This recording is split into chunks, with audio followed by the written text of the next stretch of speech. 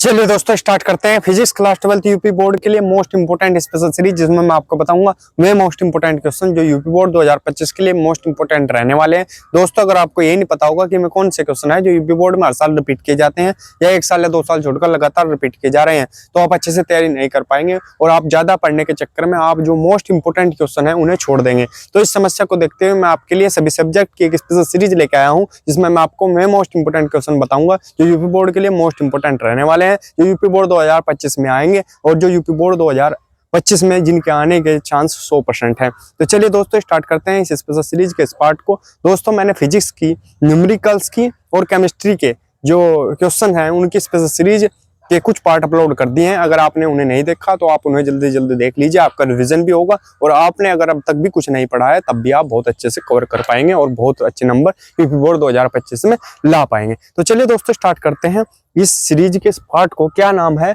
Topic का?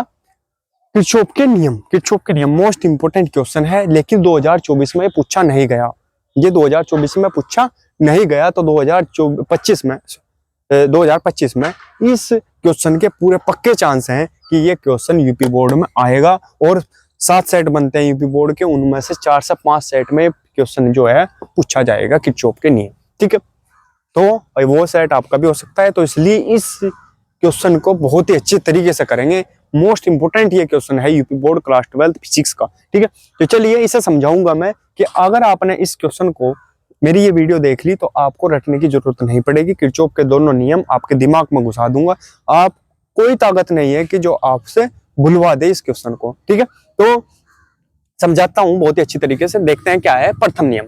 ठीक है, 2 नियम है इसके। प्रथम नियम क्या है? इसे संधि अथवा धारा का नियम भी कहते हैं। बहुत ही सिंपल सा नियम है, लेकिन ये जो लैंग्वेज है इसमें समझ नहीं आता। इसे समझाने के लिए मैं आपको बताऊंगा क्या करते हैं। ठीक, देखो क्या कहा इसने।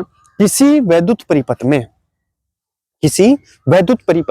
किसी भी संधि किसे बोलते हैं? जोड़। 2 चीजों का या 4 चीजों का या 5 चीजों का या 3 चीजों का जोड़ जो होता है उसे बोलते हैं संधि अथवा जोड़। ठीक है, इसलिए लिख दिया ब्रैकेट में जोड़। पर मिलने वाली समस्त धाराओं का बीजगणितीय योग 0 होता है। बीजगणितीय योग, ये सम्मिशन लगा दिया, बीजगणितीय योग बन गया, 0 होता है। ये कब लगेगा सम्मिशन?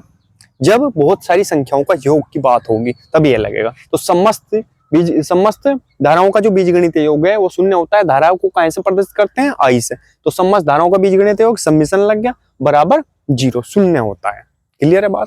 ठीक है, तो अब चित्र देखेंगे, इस चित्र को समझेंगे कि है क्या चित्र। ठीक है, सबसे पहले देखेंगे ये क्या है? ओ। ठीक है, ये I1 है, ये I2 है, ये I3 है, ये I4 है, ये I5 है। सबसे पहले हम देखेंगे ये I1 किधर जा रही है। संधि जोड़ कहाँ है इसका? ये है, ये संधि है, यहाँ पर मिल रही है सारी। ठीक है, यहाँ पर ही तो मिल रही है, यहीं से चल रही, ये मिलने वाली है, संधि है ये। ठीक है, जोड़ है जहाँ इनका सबका जॉइंट है।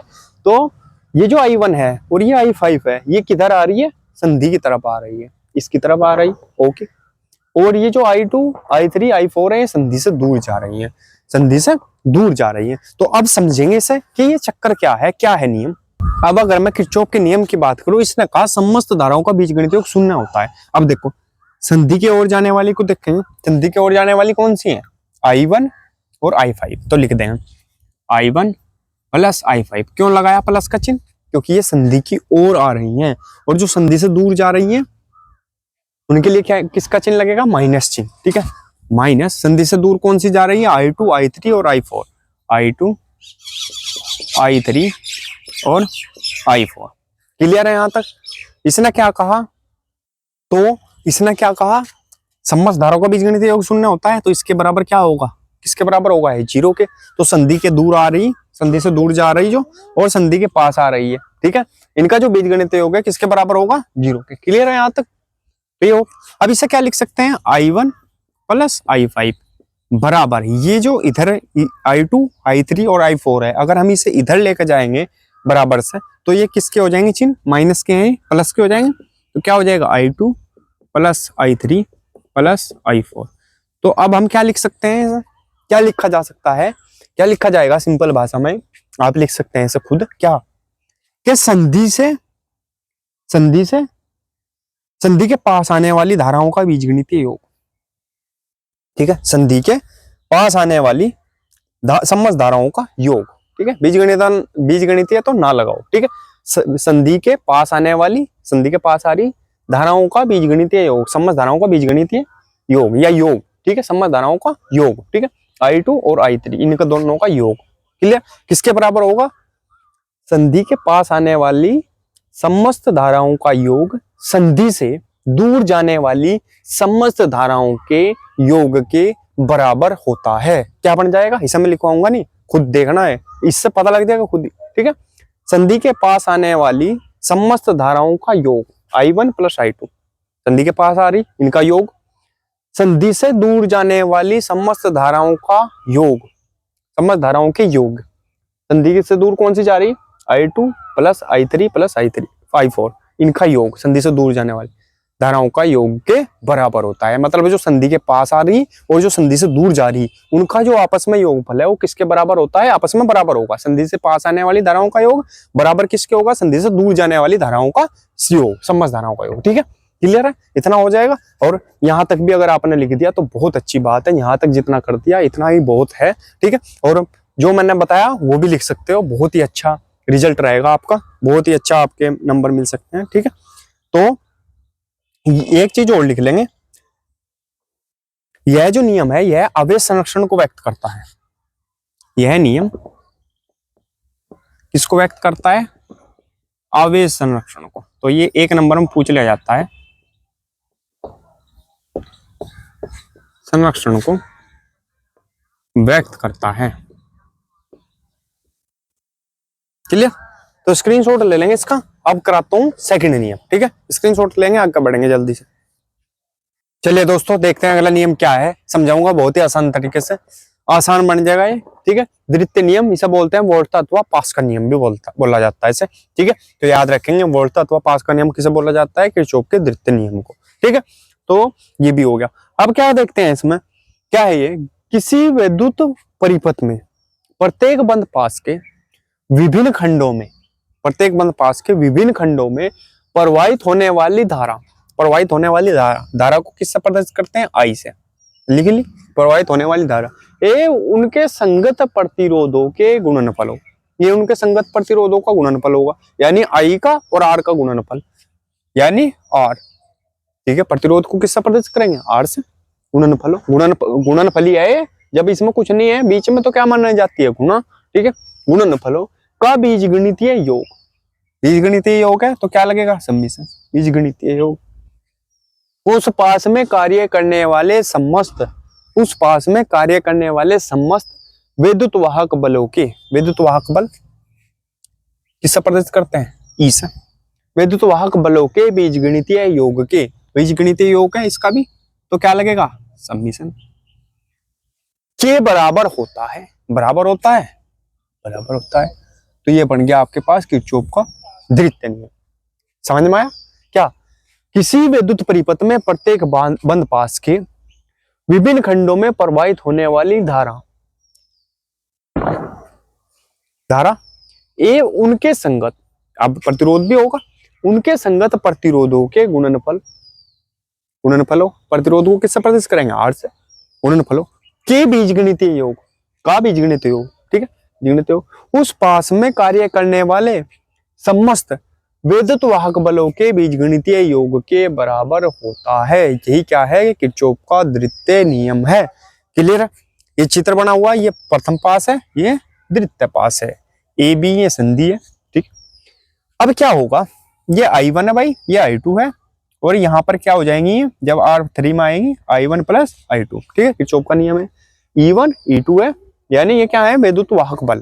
ठीक है, ये R1 R2 और R3 क्या है? प्रतिरोध है। ठीक है, क्लियर है यहाँ तक? अब देखते हैं, यही हमने लिखा है जो यहाँ पर आया है इस डेफिनेशन से, वही हमने यहाँ लिखा है, इसे समझने की जरूरत थी। आशा है आपको समझ में आ गया होगा कि क्या है थ्योरी। ठीक है, अब देखेंगे बंद पास एक में किरचॉफ के द्वितीय नियम से, बंद पास एक में, एक है पहला ये है, दूसरा ये बंद पास ही है। ठीक है, तो पहले में धारा कौन सी है भाई? I1। ठीक है, I1 लिखी, और प्रतिरोध R2 लिखा। ठीक है, क्लियर? I1 R2। ठीक है, इनका बीजगणितीय योग किसके बराबर होगा? विद्युत वाहक बल के, क्योंकि अब दो हैं तो माइनस होगा, तो माइनस करेंगे। क्यों हुई? क्योंकि विपरीत दिशा में होगी ये I2 विपरीत दिशा में चलेगी, ठीक है, क्योंकि ये तो चल रही इधर, ये चल रही इधर, क्लियर, I1, क्लियर, और यहाँ पर आकर ये क्या हो जाएंगी I1 प्लस I2, क्लियर है यहाँ तक। अब क्या होगा, बंद पास 1 में किरचॉफ के द्वितीय नियम से, तो क्या हो गया I1 R1 minus I2 R2 बराबर E1 माइनस E2, ये निकल जाएगा, क्लियर। तो ये हो गया हमारे पास प्रथम पास में, और द्वितीय पास में क्या बन जाएगा, अब लिख देंगे सेकंड पास में, यहाँ पे लिख दो क्या, यहाँ खुद लिख लियो भाई, क्या लिखेंगे, बंद पास 2 में किरचॉफ के नियम से, ठीक है, बंद पास 2 में किरचॉफ के नियम से क्या बन जाएगा, यहां लिख देता हूं मैं, क्या बन जाएगा I2 R2 बनेगा, I2 R2, पहले तो ये और ये लेंगे, फिर ये और ये लेंगे, ठीक है, I2 और R2, फिर प्लस क्या हो जाएगा I1 प्लस I2, क्योंकि योग हो रहा है इनका, I1 प्लस I2, और प्रतिरोध कितना रहेगा R3 होगा ना इसके साथ, तो क्लियर, R3 बराबर किसके, प्रतिरोध एक ही, सॉरी वैद्युत वाहक बल एक ही है, E2 वाली है, क्योंकि हम बंद पास 2 ले रहे हैं, ये वाला ऊपर से हम कोई मतलब नहीं है, और जब हम 1 ले रहे थे हम बंद पास, तो यहाँ E1 भी था और E2 भी था, देखो, और लेकिन अगर हम 2 लेंगे तो इस लाइन पे सिर्फ यही है वैद्युत वाहक बल, क्लियर है, यहाँ तक क्लियर है ना। तो कुछ समझ में आया तो कमेंट कर देंगे। तो ये हो गया आपके पास, ठीक है। तो यहाँ तक इसे याद रखेंगे और सोल्व कर लेंगे, इसे यहाँ तक बस याद रख लेंगे, और इसको खासकर इस लाइन को तो याद रखेंगे क्योंकि इसका व्हाइटस्टोन सेतु में इसका यूज होगा और इसी पर आधारित है। व्हाइटस्टोन सेतु बहुत ही सिंपल है, बहुत ही आसान तरीके से उसे भी कराऊंगा। तो तब तक इसे स्क्रीनशॉट ले लेंगे और ये भी लिख लेंगे कि ये ऊर्जा संरक्षण के नियम पर आधारित है। किसके संरक्षण पर?